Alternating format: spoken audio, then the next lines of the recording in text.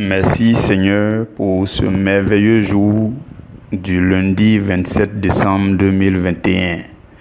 Seigneur, merci surtout pour cette année qui est en train de se terminer avec toi. Cette année a commencé avec toi, nous nous en souvenons comme si c'était hier. Et cette année s'est déroulée dans ta présence. Tu as marché avec nous pour nous soutenir, pour nous aider à nous relever, pour nous donner la force, renouveler en nous, Seigneur, la force pour aller de l'avant, pour marcher, demeurer en toi. Nous te bénissons, nous te magnifions, nous célébrons ton très saint nom. Seigneur, je te dis merci, merci de tout mon cœur, merci pour ton grand amour, merci pour ta grande fidélité qui nous maintient en toi. Béni sois-tu pour la vie de cette famille, cette grande famille, priorité à l'évangile. Merci de ce que tu nous as unis en toi afin de te contempler, afin de te rechercher, afin de t'admirer, afin de t'adorer. Béni sois-tu, Seigneur, glorifié sois-tu. Nous te disons encore merci, merci et merci. Seigneur Jésus, la Bible déclare dans le livre de Jean que tu es la parole de Dieu qui était au commencement avec Dieu et qui est Dieu.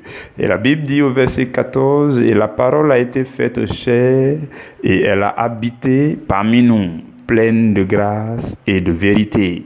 Et nous avons contemplé sa gloire, une gloire comme la gloire du Fils unique venu du Père. Seigneur, tu ne cesses de nous bénir par ta parole. Merci de ce que tu es pour nous, le pain vivant descendu du ciel. Tu es pour nous la nourriture spirituelle enrichissante que nous recevons chaque jour par ta fidélité et par la présence continuelle de ton Esprit, le Saint-Esprit. Merci Saint-Esprit pour tout ce que tu accomplis. Béni sois-tu Seigneur, glorifié sois-tu. Seigneur, je me recommande encore à ta grâce, je me recommande entièrement à ta grâce, je me soumets à toi. Seigneur, je te prie de prendre le contrôle de mon être tout entier. Je te prie aussi de prendre le contrôle de l'atmosphère spirituelle, de l'endroit où ma voix sonne maintenant. Tout ce qui est sous le son de ma voix, je les soumets au contrôle du Saint-Esprit. Je les soumets à l'autorité du nom de Jésus. Merci, Majesté, pour ta puissance qui se meut parmi nous. Merci pour le mouvement de l'Esprit qui nous maintient, qui nous entraîne et qui fait que nous demeurons en toi. Gloire, louange, honneur, élévation, célébration à toi dans les siècles éternels. Amen. Mes frères, mes sœurs bien-aimés, cela fait quelques 7 à 8 semaines que je n'ai pas pris la parole en direct. Et je rends grâce à Dieu pour ces 8 semaines qui ont été les semaines d'enseignement par nos frères et sœurs, les responsables qui ont donné chacun une semaine d'enseignement. Si je prends la parole aujourd'hui, c'est pour nous présenter la direction divine de l'année prochaine. Donc, tout au long de cette semaine, je vais intervenir sur les points qui concernent tout ce que le Seigneur nous ordonne de faire l'année prochaine en tant que famille. Famille que le Seigneur veut bénir, mais que le Seigneur veut aussi qu'il marche dans la direction divine que le Seigneur a ordonnée. Vous comprenez? Pour collecter, récolter et bénéficier des bénédictions de Dieu, il faut passer sur le chemin ou alors il faut évoluer dans la direction où ces bénédictions ont été disposées par Dieu. Il y a certains chemins, quand vous prenez, vous n'êtes pas sur le chemin du Seigneur. Et visiblement, vous ne pouvez pas rencontrer aussi les bénédictions du Seigneur. Les grâces et les bénédictions du Seigneur sont disposées sur des chemins, des directions bien définies qu'on appelle les directions divines. Je vais revenir dessus d'une manière plus détaillée, je crois, demain. Je voudrais souhaiter la bonne fête de Noël à vous tous dans cette famille priorité à l'évangile.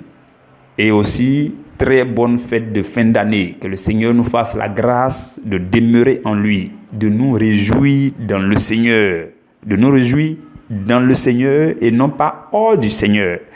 L'apôtre Paul dit, réjouissez-vous dans le Seigneur, je vous le répète, réjouissez-vous. Donc c'est dans le Seigneur qu'on se réjouit. Tu manges avec la conscience que tu te réjouis dans le Seigneur. Tu bois avec la conscience que c'est dans le Seigneur que tu te réjouis. Je nous souhaite à tous une très très très bonne fête de fin d'année. Que la main du Seigneur bénisse tout ce que vous allez faire demain avec vous dans vos maisons au nom de Jésus. Amen. J'aimerais aussi souhaiter la bienvenue à tous nos frères et sœurs qui nous ont rejoints, qui ont rejoint nos plateformes communautaires WhatsApp et Telegram pendant ce temps. Pendant ce temps où je n'avais pas pris la parole, à vous frères et sœurs qui nous avez rejoints, je rends grâce à Dieu pour vos vies et encore je réitère nos mots de bienvenue au sein des plateformes communautaires de la famille priorité à l'évangile. Que Dieu vous bénisse parmi nous et que tout ce que le Seigneur nous donne de faire ici par sa grâce vous soit en grande bénédiction au nom de Jésus-Christ. Amen. Donc tout au long de cette semaine, nous allons donc déballer la direction divine, nous allons parler de ça dans les détails. Voilà pourquoi je nous encourage à rester connectés, vraiment connectés. Et j'aimerais aussi nous donner une information capitale. Au moment où vous l'entendez, peut-être que c'est déjà en cours. C'est notre jeûne de fin de mois, 3 jours, lundi, mardi et mercredi. Lundi, mardi et mercredi. Donc on est déjà lundi. Et voilà, le premier jour, deuxième jour, 3 jours de jeûne. C'est notre jeûne de fin du mois, c'est notre jeûne communautaire, c'est notre jeûne familial. Et je pense que ce jeûne-là ne doit pas être raté. Ça va nous aider à nous ressourcer dans le Seigneur, à nous refaire dans le Seigneur, à nous réconcilier avec le Seigneur, à arrondir les bords, à ajuster les choses, à purifier les choses, à laisser le Seigneur nous laver, vous voyez. Et ça va vous permettre de rentrer dans l'année 2022 sans reproche, irréprochable. Vous voyez, le Seigneur le veut. Si vous le pouvez, disposez-vous et entrez sans tarder dans ce temps de jeûne. Nous aurons des temps d'union de prière en ligne, non pas le lundi soir, mais mardi soir et mercredi soir. L'équipe qui se charge de faire l'organisation va vous communiquer au fur et à mesure les détails, le programme détaillé du temps de jeûne. Que Dieu vous bénisse. Permettez-moi maintenant d'entrer dans le vif du sujet de ce jour. Donc, aujourd'hui, ce que nous allons voir, c'est écrit quoi dans le programme? Mot de clôture du berger sur les 8 semaines d'enseignement. Donc, nous avons eu 8 semaines d'enseignement depuis début avril jusqu'à la semaine dernière. Le Seigneur nous a gratifiés de nos frères et sœurs qui ont donné ces enseignements. Et j'aimerais dire ce que le Seigneur me met à cœur de dire au sujet de tout cela afin de clôturer la saison. J'aimerais ensemble, frères et sœurs, qu'on lise. Permettez-moi de lire 2 passages bibliques. Suivez très bien avec moi. 1 Timothée 4, verset 13. La Bible dit « Jusqu'à ce que je vienne, applique-toi à la lecture, à l'exhortation et à l'enseignement. » C'est Paul qui parlait à Timothée. Lisons encore dans 2 Timothée 4, verset 2. Il dit « Prêche la parole, insiste en toute occasion, favorable ou non. Reprends, censure, exhorte avec douceur, avec toute douceur et en instruisant. » Parole du Seigneur, nous rendons grâce à Dieu. C'est magnifique ces paroles. Je voudrais que sur la base de ces paroles, on observe bien le ministère de l'apôtre Paul. On n'aurait jamais suffisamment de temps pour bien étudier son ministère, ce grand ministère, ce ministère bénissant. Mais je voudrais ensemble, suivez très bien, nous allons observer quelques points du ministère de l'apôtre Paul. L'apôtre Paul avait des gens autour de lui qui l'appelaient ses compagnons d'œuvre ou encore compagnons de service. Vous comprenez? Il y avait d'abord Barnabas. Il a croisé Barnabas à Damas. Comme vous lisez Actes chapitre 9 au verset 27, vous verrez que les deux se sont croisés à Damas et après, quand il est revenu à Jérusalem, Barnabas l'a pris pour l'envoyer vers les apôtres, ainsi de suite, pour l'introduire auprès des apôtres, ainsi de suite. Et depuis ce jour, Barnabas est devenu son compagnon d'œuvre. Ils ont fait l'œuvre ensemble, ils ont fait le premier voyage missionnaire ensemble. Il y avait aussi Silas. Il a croisé Silas dans Actes 15, 22. Il a croisé Silas à Jérusalem. Et Silas est resté attaché à lui. Nous connaissons son histoire avec Silas jusqu'à dans Actes chapitre 16 où ils les ont mis en prison, où au milieu de la nuit ils ont prié et puis ils ont chanté les louanges du Seigneur et puis la prison s'est ébranlée. On connaît toutes ces choses. Silas était compagnon d'œuvre de Paul. Luc aussi était compagnon d'œuvre de Paul. Puisque c'est lui qui a écrit le livre des Actes des Apôtres, en plus de l'évangile de Luc.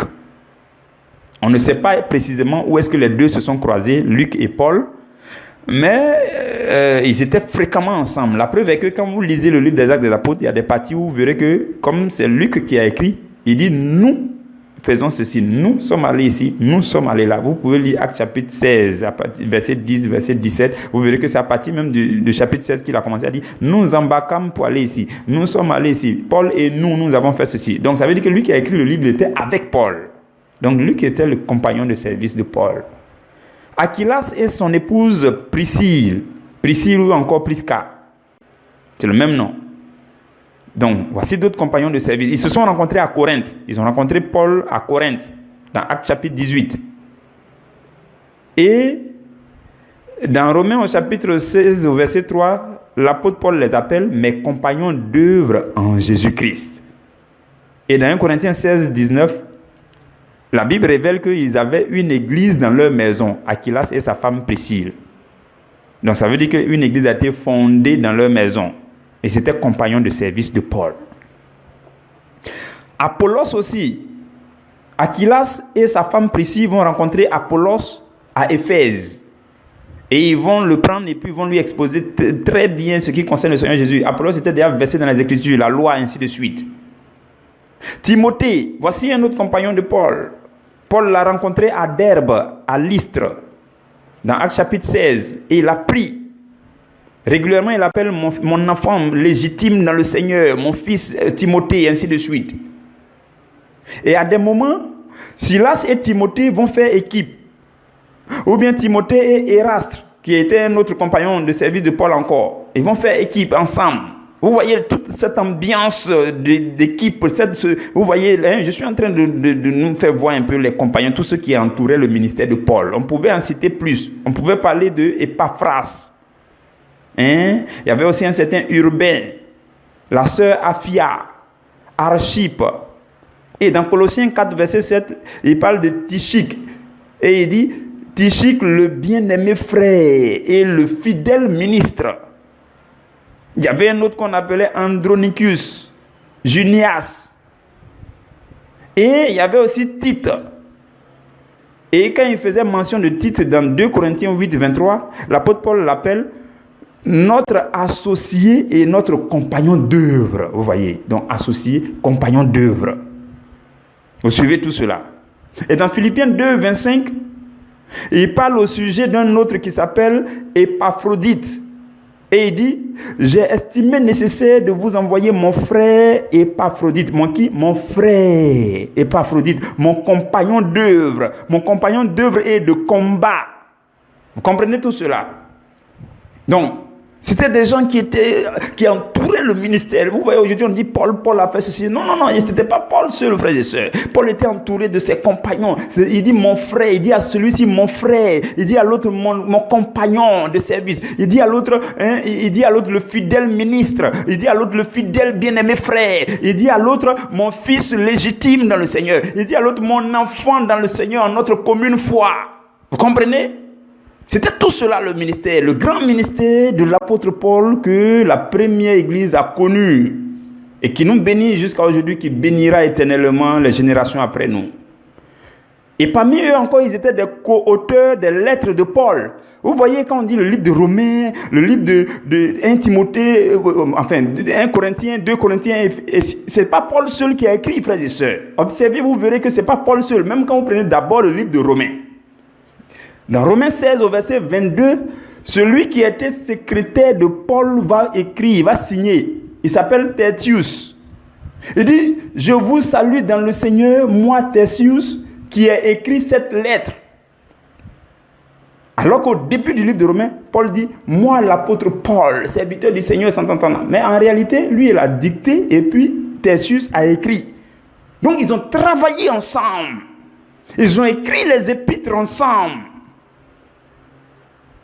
Et Paul et le frère Timothée, c'est les deux qui ont écrit le livre de 1 Corinthiens. Lisez le premier verset du livre de 1 Corinthiens, vous verrez qu'il a dit Paul et le frère Timothée, le frère Sosthène, pardon. Maintenant, 2 Corinthiens, c'est Paul et le frère Timothée. Ils ont écrit ensemble. Aujourd'hui, on dit Paul a dit dans 1 Corinthiens, tant chapitre tant, mais c'était Paul et son fils Timothée qui ont écrit. Ça, c'était 2 Corinthiens. Timothée et Paul ont écrit 2 Corinthiens, Philippiens et Colossiens.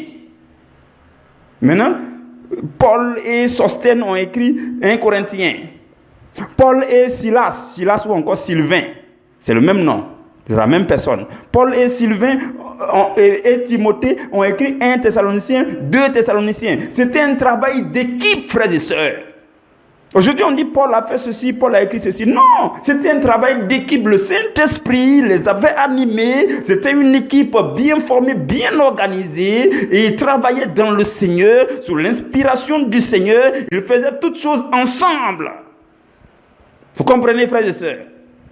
Donc, dans le ministère de l'apôtre Paul, c'était une formidable équipe de missionnaires. C'était une formidable équipe. Ce n'était pas le travail d'une seule personne, non. C'était une formidable équipe. Des compagnons d'œuvre, compagnons de service. Timothée, vous voyez, on aurait pu citer plein. Lisez très bien le livre des Actes des Apôtres et les épîtres de Paul, vous verrez. Et il dit à Timothée, jusqu'à ce que je revienne. Il avait envoyé Timothée dans l'église d'Éphèse. Vous voyez, il a commencé à les mettre comme ça. Il a envoyé Tite en Crète. Il a envoyé Timothée à Éphèse. Il a envoyé celui-ci ici, ainsi de suite. Il dit à Timothée, jusqu'à ce que je revienne, applique-toi. Fais quoi? Applique-toi à la lecture, à l'exhortation, à l'enseignement. Vous comprenez? Et c'est dans même Éphèse là, vous allez vous souvenir que c'est dans même Éphèse là que Paul a fait 2 ans de séminaire. Il a enseigné pendant 2 ans, chaque jour, dans l'école d'un certain Tyrannus. Et quand il a envoyé Timothée à Éphèse, il dit, il faut que tu fasses la même chose. Tu dois pouvoir faire la même chose que moi. Tu dois suivre mes traces. Il parle à Timothée pour dire, non mais il faut que tu combattes le bon combat avec moi. Vous comprenez? Donc c'est une œuvre qui est faite ensemble. Il dit à Timothée, prêche la parole. Prêche la parole. Insiste en toute occasion. Matin, insiste. À minuit, insiste. Le pain de la première heure, insiste. À 15 heures, ma révélation du jour, insiste.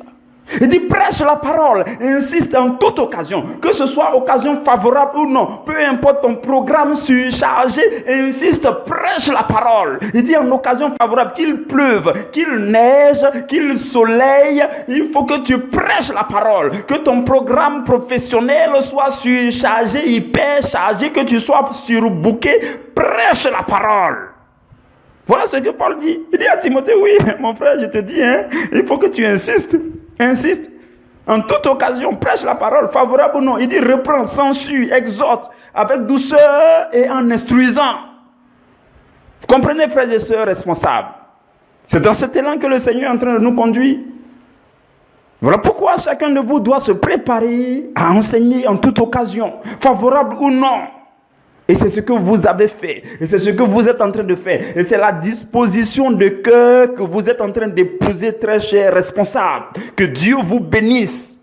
Oui, le Dieu que nous servons, la Bible dit, il est juste pour ne pas oublier le fruit de votre travail. Il ne peut pas oublier votre travail que vous avez fait par amour pour lui.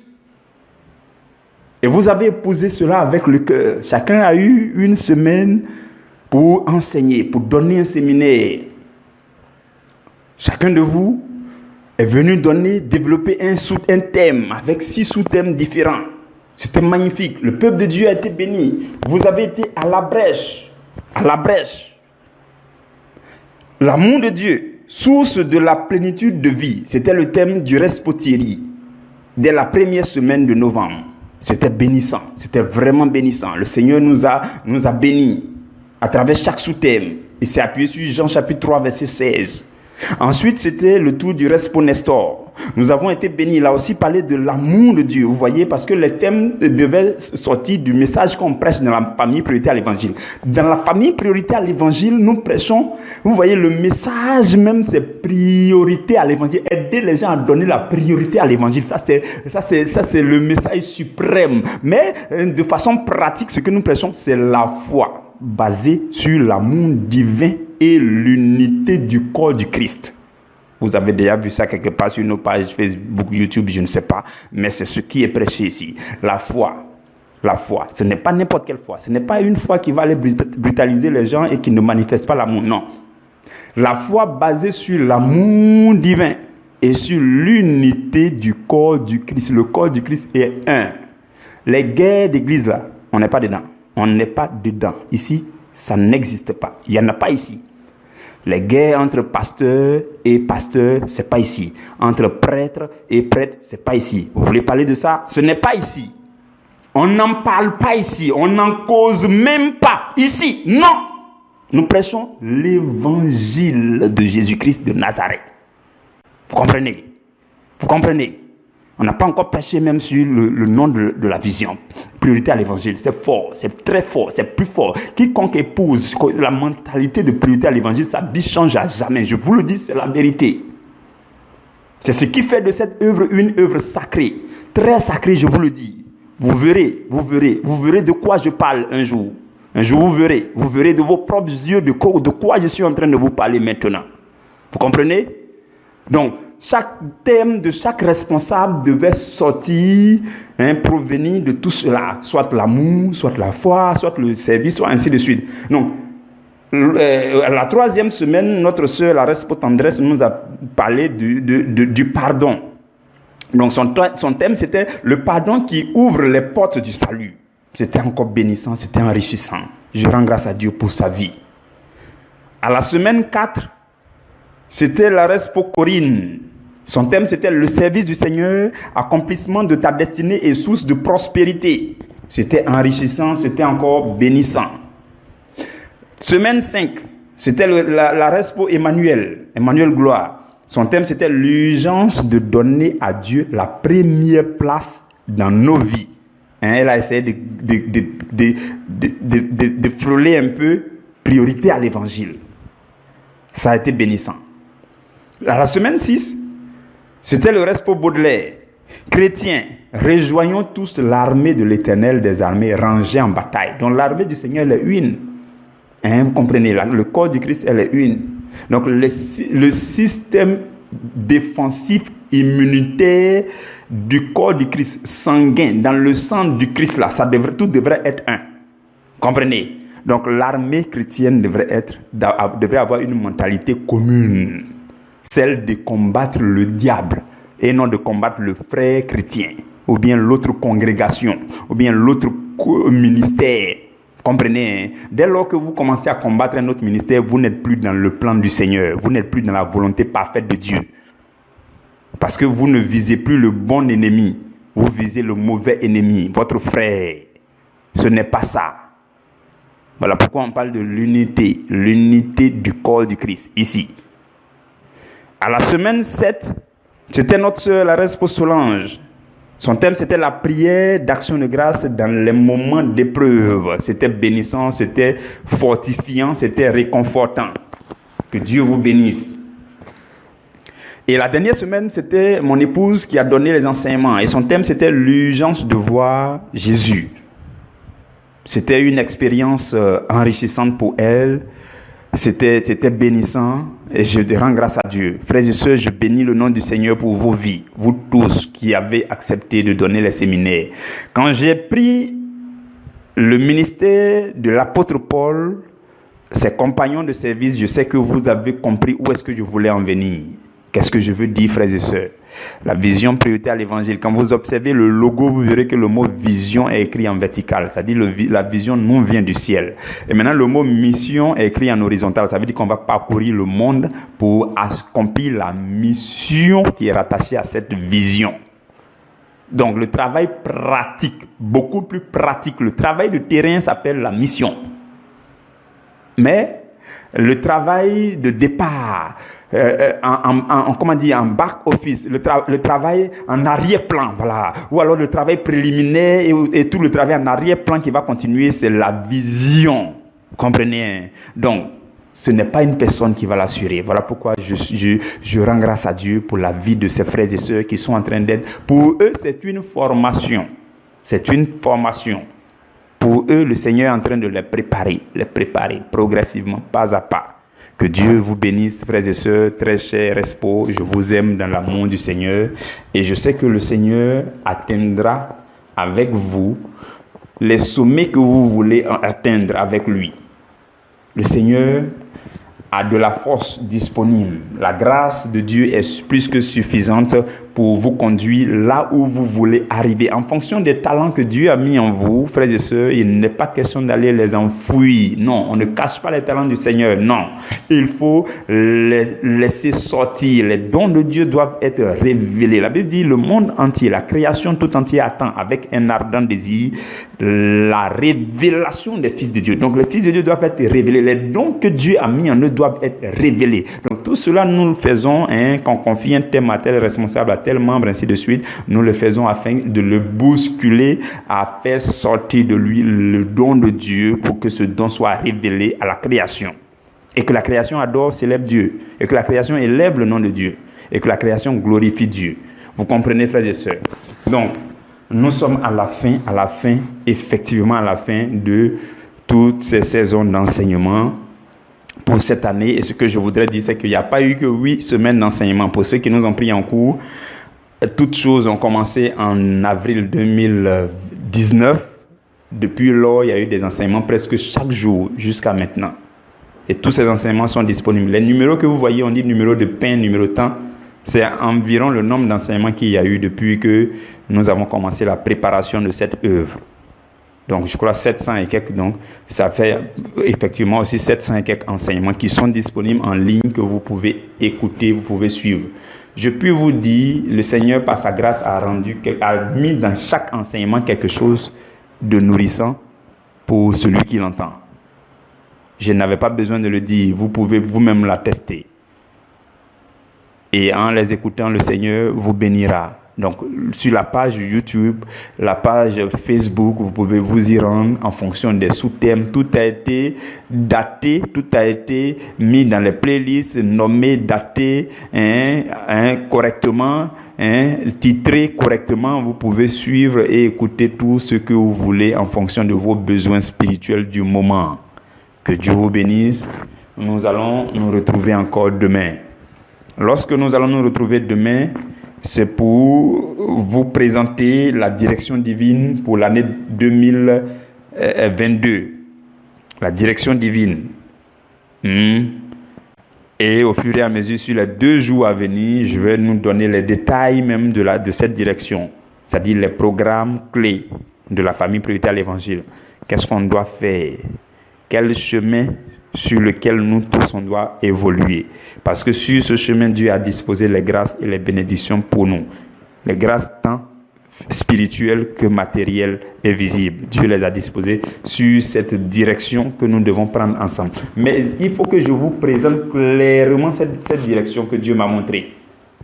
Vous comprenez? Si je ne vous présente pas cette direction, pendant que je serai en train d'évoluer dans cette direction, d'autres seront en train d'aller ailleurs. Et ça peut ne pas être profitable pour eux. Voilà pourquoi je voudrais nous présenter clairement. S'il y a une semaine où vous devez suivre avec toute votre attention pour prendre note de tout ce qui est dit, c'est cette semaine, parce que ça va présenter tout ce qu'on va faire dès l'entame de l'année prochaine. Que Dieu vous bénisse, que la grâce du Seigneur demeure avec vous. Je vous souhaite un très bon temps de jeûne, que le Seigneur, par sa force, nous maintienne en lui. Au nom puissant de Jésus-Christ de Nazareth. Amen.